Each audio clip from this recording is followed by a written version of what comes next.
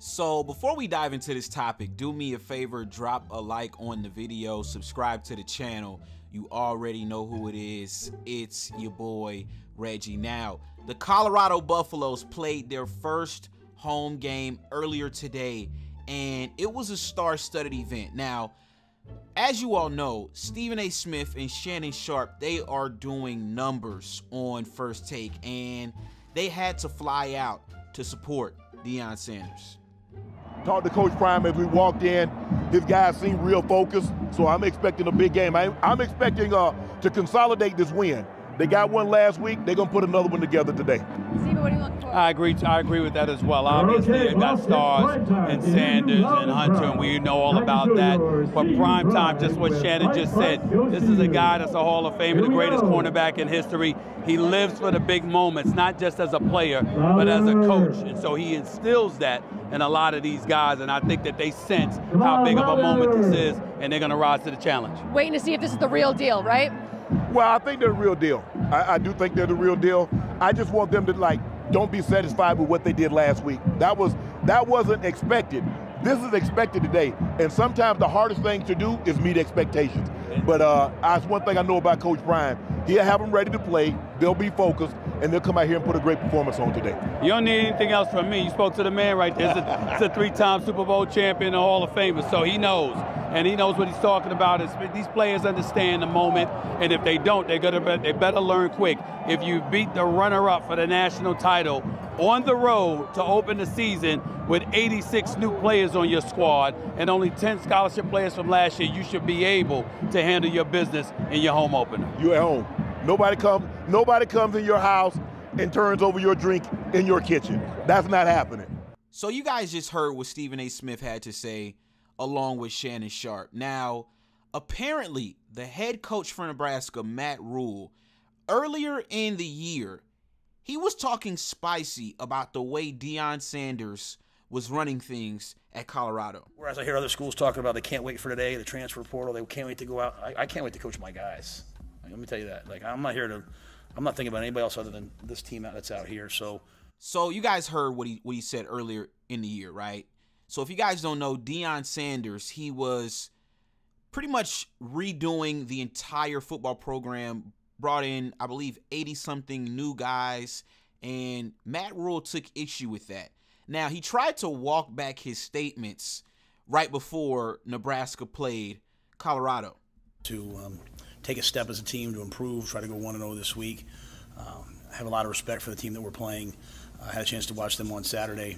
Obviously, playing a ranked team, they'll be a ranked team this week, maybe even a top 10 team, and that's well deserved. So excited to see our guys match that environment. The utmost respect for Coach Sanders. Like when he was the head coach at Trinity Christian, I recruited Quaylen Jones out of there. He's a football guy. Like all the other stuff, the commercials and all those things, those are extra things you get to do when you're elite at football. But yeah, I'm not surprised at all. I think everything he's ever done in football, he's been successful at, and so he's being successful here already. He's won in everything he's done in football. He's won as a player, he's won as a coach. So I think everyone maybe thinks like outside, not me. Everyone else thinks like, well, this is all a show, and that he's the most serious person about football. Like his poster was on people's walls for a reason as a player, because he's one of the hardest practicing, hardest playing people that's ever played the game, right? So why would we think that his team wouldn't be the same? So you guys just heard what Matt Rhule had to say. Now, apparently, Shedeur Sanders, Deion Sanders' son, quarterback for the Colorado Buffaloes, he's not buying this fake-ass apology from Matt Rhule because he says that Matt Rhule was getting extremely disrespectful before this game. It was extremely personal. We go out there, warm up. You got the head coach for the other team trying to stand in the middle of the buff. Like, it's okay if like, a couple players do it. It's fine, Like, just enjoy the scenery. But when you got the whole team trying to disrespect it, and I'm not going for that at all. So I went in there and disrupted it. So they knew off rip, like, nah, the Buffaloes mean a lot to me. And personally, that's what I said in pregame, and that's when I knew it was just extreme disrespect.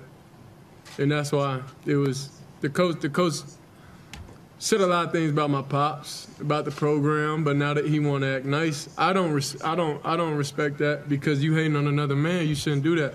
So it was just all respect was gone for them in their program.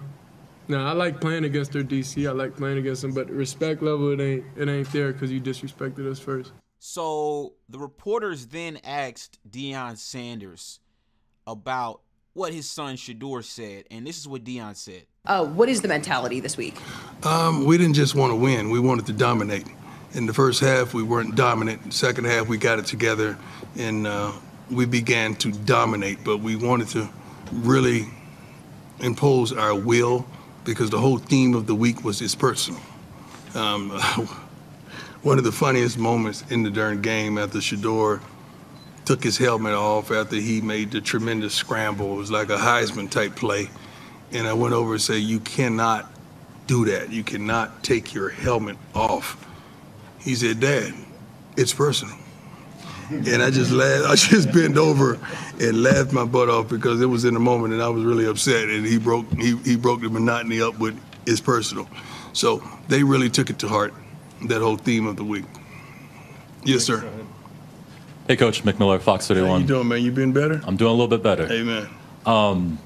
When we met with you in the spring and we first asked you about Shedeur, you told us that growing up his nickname was Grown. Yeah. We just met with him and he said when Nebraska came out, Matt Rhule and the team, they had a meeting, on the Buffalo, and he went in there and disrupted, and he said, he talked about my pops and I took that personally. That's right. In the second half, he leads your offense after a slow start. As a father and as a coach, how proud are you when you watch these moments where he takes leadership upon himself and represents not only the program but also your family in these moments? And also, how would you rate his one at a time? I'm 56 years old. One at a time, man. One at a time. Give me one question at a time. I can't remember all this stuff.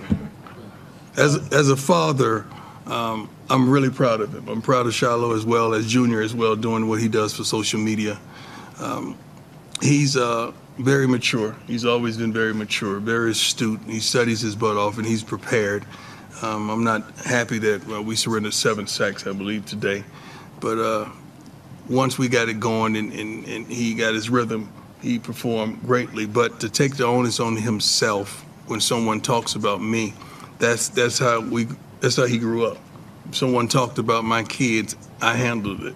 That's the expectation of a father, not a baby daddy, a father. I'm a real father, and I take pride in that.